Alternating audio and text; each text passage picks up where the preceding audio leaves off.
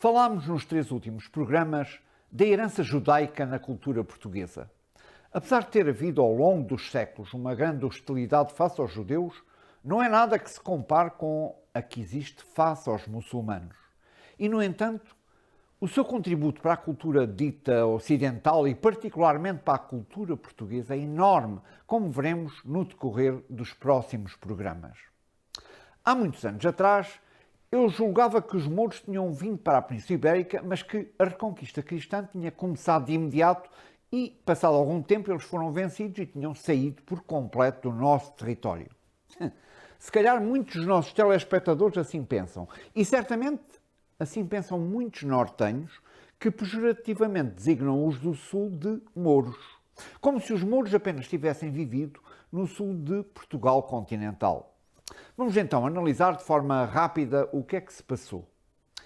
Como se sabe, o movimento islâmico iniciou-se na Península Arábica, hoje Arábia Saudita, onde viveu Maomé.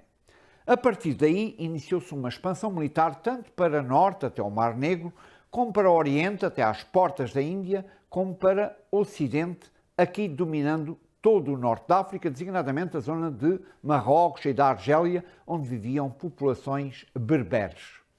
A maioria dos invasores da Península Ibérica são berberes islamizados, dirigidos militarmente pelos árabes. É a esta mistura de berberes e de árabes que damos o nome comum de mouros ou sarracenos. Em 711, o exército muçulmano entra na Península Ibérica e rapidamente ocupa quase por completo, acabando assim com a monarquia visigótica. Eu disse quase por completo porque a zona montanhosa das Astúrias conseguiu resistir ao ataque muçulmano graças à resistência das populações cristãs das Astúrias, que, sob o comando de Pelágio, conseguiram vencer os mouros na Batalha de Covadonga. E é a partir daqui que vai começar a reconquista cristã do Al-Andalus. O Al-Andalus foi o nome dado à Península Ibérica muçulmana no século VIII, a partir do domínio do Califado Omíada, e a capital, nessa altura, estava na cidade de Damasco, hoje capital da Síria. Mais tarde passará para o domínio do Califado de Córdoba, na Espanha. A região ocidental da península era dominada Garb al-Andalus, ou seja, o ocidente do Al-Andalus, e incluía o atual território português. De uma maneira geral, o Garb al-Andalus foi uma região periférica em relação à vida económica, social e cultural de grandes cidades como Córdoba e Granada, isto entre 711 e 1492. A reconquista foi um processo lento, bastante lento, porque os cristãos não estavam unidos. Estavam divididos em reinos de Leão, Castela, Navarra, Aragão e, depois de 1143, o Reino de Portugal. Por outro lado, a partir do século XI, o Al-Andalus divide-se em inúmeros reinos de taifa, reinos que lutam entre si, reinos independentes. Por essa razão, a reconquista cristã foi muito lenta, com avanços e recuos constantes. Por outro lado, a ideia de guerra santa pela cruz cristã foi uma ideia que só veio a surgir na época das cruzadas, isto seja no século XI, e já em 1085 os reinos cristãos haviam reconquistado mais de metade da Península Ibérica.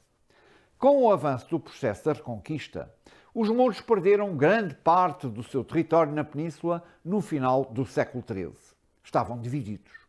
Em Portugal, a reconquista terminou com a conquista definitiva da cidade de Faro pelas forças de Dom Afonso III em 1249.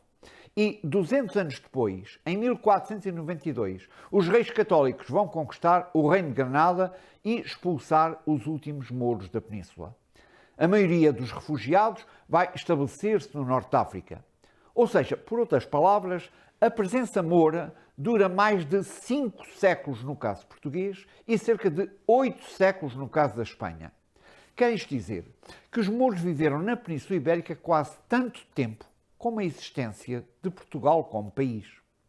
Portanto, só um cego não vê que muito do que nós somos é herança muçulmana, mesmo que muitos a queiram rejeitar ou omitir. Com a invasão muçulmana da Península Ibérica, iniciou-se um processo gradual de conversão da população ibérica do cristianismo para o islamismo. Calcula-se que, por volta do século XI, 75% da população ibérica era muçulmana. Os restantes 25% eram compostos pelas minorias cristãs e judaicas. Portanto, a maioria dos mouros ibéricos eram descendentes de cristãos convertidos ao islamismo que acabaram, com o passar das gerações, esquecendo as suas origens e assumindo uma identidade árabe, do mesmo modo que ocorreu com os berberes do norte da África. O processo é muito semelhante. Com o avanço da reconquista cristã, deu-se exatamente o processo inverso. Muitos muçulmanos vão se converter ao cristianismo. Em Portugal, a população moura já estava bastante iberizada e a sua assimilação na sociedade portuguesa aconteceu sem maiores problemas. Por contrário, na Espanha ainda havia uma grande população muçulmana não assimilada que foi perseguida pela Inquisição e expulsa definitivamente do país no século XVII. A população sob o domínio muçulmano era muito heterogénea e constituída, como disse, por árabes e berberes, uns e outros muçulmanos, moçárabes, cristãos que sob o domínio muçulmano conservaram a sua religião, mas que adotaram as formas de vida exterior dos muçulmanos e, igualmente, de judeus. Os moçárabes, que constituíam a maioria da população, gozavam de liberdade de culto e tinham leis próprias, mas isto a troco de certas vantagens. Eram obrigados a pagarem 2 tributos, um imposto pessoal de captação e um imposto predial sobre o rendimento das terras. Estes moçárabes não se converteram ao Islão, mas, por outro lado, adotaram elementos da língua e da cultura árabes. Foi durante este período que muitas novidades se deram, como, por exemplo, o cultivo do arroz, que foi introduzido na Península Ibérica, bem como produtos, olha, sei lá, a berinjela, a alcachofra, a cana-do-açúcar, mesmo os alimentos eram cozinhados utilizando ervas aromáticas, é o caso dos orégãos, do alecrim, da hortelã-pimenta, por exemplo, que era muito usada também para fazer chá. E mesmo certas especiarias, o gengibre, a pimenta, os cominhos. A mesa passou a ter outro gosto. A açorda é de origem moura. A gordura que era utilizada era o azeite, uma palavra árabe, que era guardada em almotorias, outra palavra árabe. Os doces eram também muito apreciados. Repara, as queijadas, o arroz doce, polvilhado com canela, a altria, os diversos pastéis feitos com frutos secos e mel, que são ainda hoje características da gastronomia de certas regiões da península, são heranças mouras. E, claro, ao nível da agricultura, novas técnicas e instrumentos de regadio.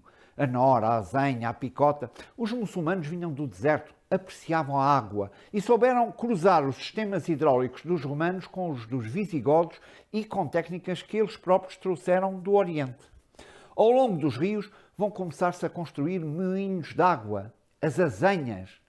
Um moinho de água, ou uma azenha, sabe o que é? É qualquer tipo de mecanismo capaz de aproveitar a energia cinética da movimentação das águas e, com isso, podem-se moer os grãos, irrigar grandes arrozais, drenar terras alagadas e, olha, até mesmo hoje gerar eletricidade. Para retirarem a água dos poços, introduziram a nora e a cegonha, que em algumas regiões é conhecida como picota. A nora é um engenho, muitas vezes é mesmo chamado engenho. É um aparelho para tirar a água dos poços ou mesmo das cisternas. É constituído por uma roda com pequenos reservatórios que têm o nome de alcatruzes. A cegonha ou a picota, que está a ver, pronto, é constituída por uma vara comprida que balanceia sobre uma forquilha e aí está um balde que se vai mergulhar na água. Do outro lado há um contrapeso, normalmente uma pedra, que faz subir o balde quando está cheio e, portanto, exige menos força. E falarmos das maravilhosas mesquitas, dos palácios, das habitações, tudo isso teve grandes influências. Olha, por exemplo, as chaminés algarvias, que estamos a ver, elas lembram os minaretes das mesquitas e, curiosamente, os árabes não utilizavam chaminés. As açoteias, não é? Aqueles terraços por cima das casas no Algarve, são casas próprias dos climas quentes, não são como aqui. Os conhecimentos matemáticos desenvolveram-se imenso com os árabes. Estou a pensar, olha os algarismos, quando está a escrever 3 mais 2, o 3 e o 2 são algarismos criados pelos muçulmanos. A álgebra, a astronomia. Vão-se criar, por exemplo, novos instrumentos, a bússola, o astrolábio.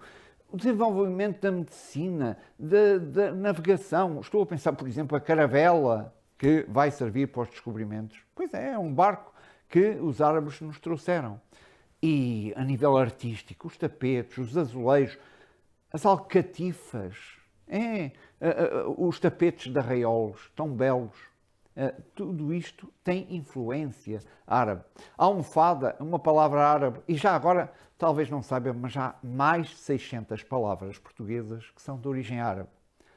Olha, por exemplo, quando está a dizer um fulano, uma pessoa que não sabe, pronto, aquele fulano é uma palavra de origem árabe. O arroz, chaveco, uma palavra que nós utilizamos pouco, mas que às vezes dizemos sem pensar. Não vale um chaveco. Chaveco é uma palavra de origem árabe. O sofá. Olhe, quando está com dor de cabeça, enxaqueca, uma palavra árabe.